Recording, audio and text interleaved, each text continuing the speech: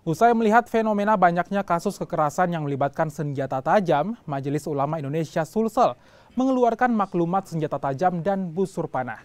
Dalam maklumatnya ini mengharamkan seluruh elemen yang terlibat dalam pembuatan, penyaluran, hingga penggunaan sajam yang menyebabkan kerusakan.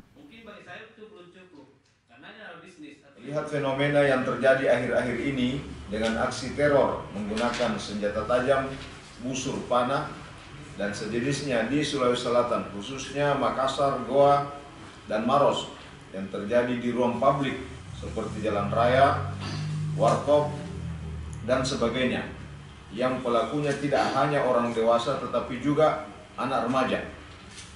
Aksi teror tersebut menimbulkan keresahan, ketakutan, dan kepanikan di tengah masyarakat, bahkan telah mengakibatkan korban jiwa, luka cacat, dan kerugian materi. Maka Majelis Ulama Indonesia Provinsi Sulawesi Selatan menyampaikan beberapa hal. 1.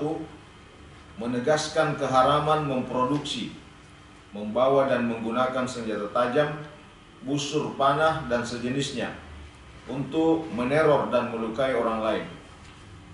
2. Merekomendasikan kepada pemerintah Provinsi Selatan dan aparat penegak hukum untuk mencegah dan menindak tegas orang yang memproduksi, membawa dan menggunakan senjata tajam, busur panah, dan sejenisnya untuk meneror orang lain.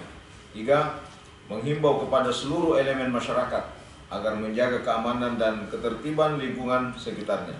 Demikian maklumat ini dibuat untuk menjadi pedoman kepada pemerintah.